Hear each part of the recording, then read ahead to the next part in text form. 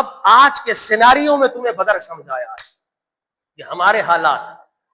کیوں ہم مر رہے، کیوں ہم پٹ رہے، ہمیں یہ غور کرنا ہے۔ اور اگر کوئی ایک نکل جائے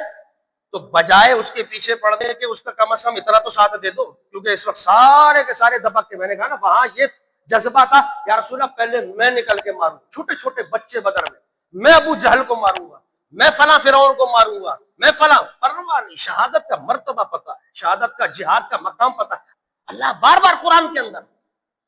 کہ اللہ کے کلمے کے لیے نکلو، بلند کرنے کے جھنڈے کو اسلام کے بلند کرنے کے لیے نکلو۔ تو یہ نظام ہے۔ آج جب اس نظام کو ہم نے جب سے چھوڑا ہوا ہے،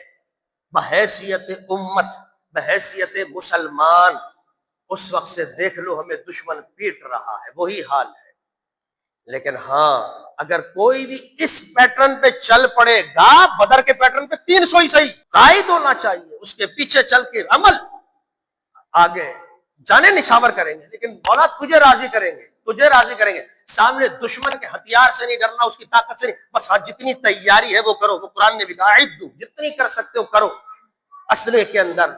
گھوڑوں کے اندر اس دور کے اندر تھے، اب ٹیکنالوجی کے اندر خود قرآن حکم ہمیں آپ کو دیتا ہے، یہ تیاری رکھو اپنی، یہ ساری کی ساری قرآن نے دکھا کہ دشمن سے مقابلہ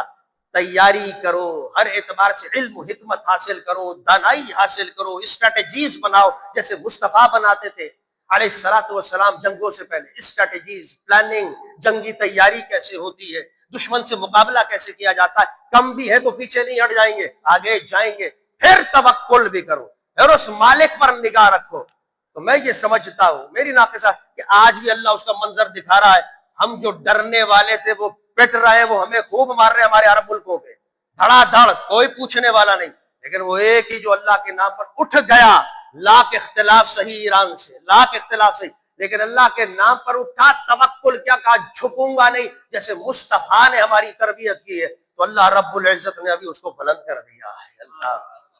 مر رہا ہے، تباہی پھیر رہا ہے اسرائیل کی اور ابراہیم، اور دل خوش کر رہا ہے مسلمانوں کو۔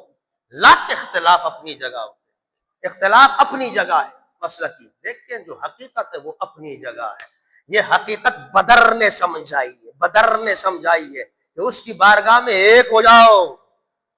نظام کے تحت آ جاؤ، اسٹریٹجیز اپنا لو، دشمن سے ڈرنا نہیں، دشمن کے آگے مت جھکنا، اس مولا کے آگے جھکنا جیسے میرا مصطفیٰ رات رات جھک کے رو کے دعائیں مانگتا ہے۔ توکل اس پہ رکھنا، پھر غیب سے دیکھنا، جب وہاں فرشتے اتر سکتے ہیں تو یہاں کیوں، لیکن ہمارا ایمان ہی تو کمزور کر دیا۔